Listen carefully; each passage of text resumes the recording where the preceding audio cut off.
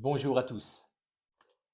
Troisième vidéo euh, dans laquelle je vais te parler des protocoles alternatifs naturels qui vont te permettre de limiter, voire supprimer dans certains cas, les effets secondaires d'une radiothérapie ou d'une chimiothérapie. Cette vidéo-ci, elle ne sera dédiée qu'à la radiothérapie, puis il y aura une autre vidéo dédiée à la chimiothérapie. Je suis Alain Boisson, je suis naturopathe et énergéticien et également formateur professionnel. Alors, le but de cette vidéo, c'est de te donner des options, te donner des pistes, parce que je crois que c'est important que tu saches, ou en tout cas que tu prennes de l'information supplémentaire quant aux méthodes naturelles qui vont limiter les impacts de ta radiothérapie.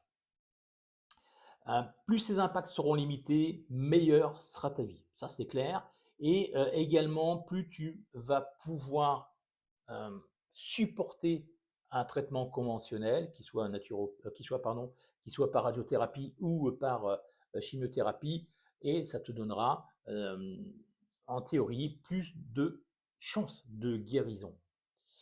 Alors, je vais te parler d'abord d'un produit qui est peu connu du grand public, qui est le foie de requin des mers froides, ainsi que le foie des chimères, et des chimères qui sont les poissons de grand fond. Alors, ces poissons-là sont intéressants parce que leur foie euh, est riche en AKG. Les AKG, ce sont des éléments qui vont protéger tes tissus. Et tu vas pouvoir prendre ces AKG sous forme de gélules. Et puis, c'est quelque chose qui marche plutôt bien. C'est des choses qui sont d'ailleurs déjà utilisées par certains médecins. Alors, et d'ailleurs, à ce propos, tous les protocoles que je vais te proposer sont déjà utilisés soit par des médecins, soit sont déjà rentrés dans certains centres d'oncologie. En tout cas, ils ont fait l'objet et continuent à faire l'objet d'études scientifiques qui sont démontrées et qui ont validé les effets. Voilà. Donc, si tu veux avoir accès à ces études, il suffira de me les demander. Là, je mettrai dans la barre d'adresse en haut là-bas mon adresse mail, en tout cas le lien qui mène, et tu pourras me demander. Je te renverrai bien sûr les liens concernant les études. Il y a la star, le Ginkgo biloba. Alors, le Ginkgo, c'est un arbre qui est assez extraordinaire parce que c'est l'un des seuls qui a résisté à la bombe atomique sur Hiroshima et Nagasaki. Les autres végétaux sont quasiment tous morts, sauf celui-là qui a résisté. Et on a retrouvé des Ginkgo, pareil, plutôt en bonne forme après l'accident de Tchernobyl. Et c'est de là où les scientifiques se sont vraiment penchés sur son cas. Et aujourd'hui, eh bien c'est pareil, on retrouve du Ginkgo sous différentes formes, hein. Et donc, tu pourras effectivement trouver du Ginkgo en gélule, etc. Bon, là, je te laisse découvrir là-dessus. Je ne vais pas faire de publicité particulière. Mais pareil, il y a des laboratoires qui ont pignon sur rue, qui font ça plutôt bien. Et c'est efficace. Alors, le Ginkgo, il fait quoi? Eh ben, le Ginkgo, il va protéger les petits vaisseaux. Il va protéger cette microcirculation qui est extrêmement importante. Et ça va favoriser également la cicatrisation, donc post effectivement traitement. Donc intéressant et important également. Alors, l'utilisation de ce Ginkgo, il est préconisé par les médecins, en fait, également pour prévenir les fibroses. Alors, les fibroses, c'est quoi? Lorsque le corps est attaqué par des radiations, il va protéger son environnement proche. C'est-à-dire qu'un organe peut essayer de s'auto-protéger et donc il va se créer donc de la fibrose. Que le corps ne fait jamais rien pour rien, quoi, hein. Et par conséquent, ce sera effectivement, ça peut être potentiellement délétère. Et donc, le Ginkgo va t'aider à limiter cette fibrose. Ensuite, quand est-ce que tu vas l'utiliser? Eh bien, tu vas l'utiliser, je lis en même temps, mais pendant toute la durée du traitement. C'est-à-dire qu'à partir du moment où tu démarres un traitement, notamment par radiothérapie, tu vas commencer à l'utiliser et tu vas le poursuivre jusqu'à 2 mois après l'arrêt de ce traitement. Il y a également un troisième élément qui est intéressant, c'est l'aloe vera. Alors ça, j'aime beaucoup parce que, l'aloe vera, c'est l'un des seuls composants que tu vas pouvoir prendre en buccal. Donc tu vas pouvoir le mettre sur les gencives, sur la langue et sur le palais et cetera, pour tout ce qui est irradiation de la sphère ORL. Donc ça, c'est plutôt quelque chose évidemment d'intéressant. Il y a également, l'aromathérapie. Alors l'aromathérapie, donc les huiles essentielles, sont super efficaces, pour, j'allais dire, prévenir les effets secondaires des irradiations liées à la radiothérapie. Et là, il y a 2 huiles principales. La première, c'est la lavande aspic et la deuxième, c'est l'huile de niaouli.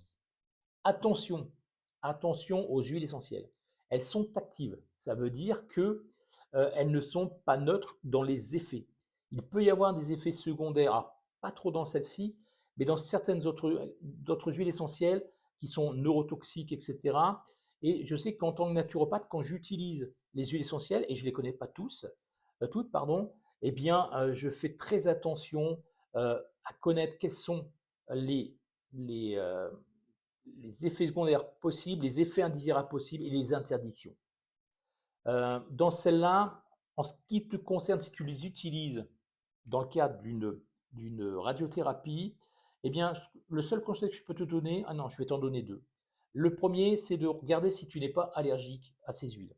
Pour ça, bah, tu prends ton coude, pli du coude, tu mets deux, trois gouttes dessus, tu frictionnes, ok, tu laisses, et le lendemain, tu vois si t'as pas de, si ça gratte pas, si ça devient pas rouge, etc.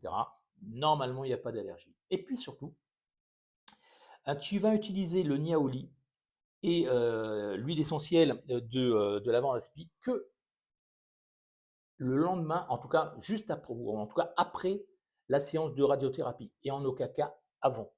En aucun cas avant. Pourquoi? Tout simplement parce que ce sont des huiles qui sont efficaces.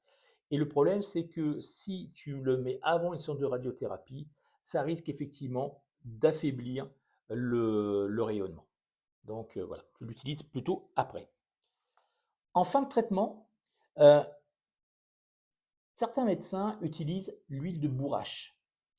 Ils l'utilisent en fin de traitement et ça pendant 2 mois et ils le couplent également avec des, huiles de poisson riches en oméga 3. Voilà. Et pourquoi? Parce que l'huile de bourrache et les oméga 3 vont, te permettre de régénérer plus vite les tissus qui auraient pu être, lésés, par la radiothérapie. Alors tout ça, ce sont des choses qui sont établies, ce sont des choses qui sont déjà utilisées et je voudrais te montrer un livre. Je voudrais te montrer ce livre aussi. Voilà, je voudrais te montrer ça parce que, dans ce livre-là, tu trouveras, des protocoles naturels dont on vient de parler. D'ailleurs, tu retrouveras les protocoles dont on vient de parler dans ce livre-là. C'est un livre qui a été écrit par donc le docteur Ménard et le docteur Dumas. Ils ont écrit d'autres, notamment le docteur Ménard. Et il explique exactement les ce que font les traitements conventionnels en termes d'effets secondaires. Est-ce que tu peux attendre de l'allopathie pour les contrer? Est-ce que tu peux attendre aussi des protocoles naturels? Donc c'est un bouquin que vraiment je te conseille. Voilà, j'espère que ça t'a été utile, que ça te sera utile. N'hésite pas à mettre un petit pouce. N'hésite pas à partager la vidéo parce que les informations, il faut vraiment, il faut en collecter. Il faut être acteur, actrice de sa maladie, c'est vraiment important. Être acteur de sa maladie, ben, c'est un pas supplémentaire vers ta guérison. Donc ça, c'est hyper important.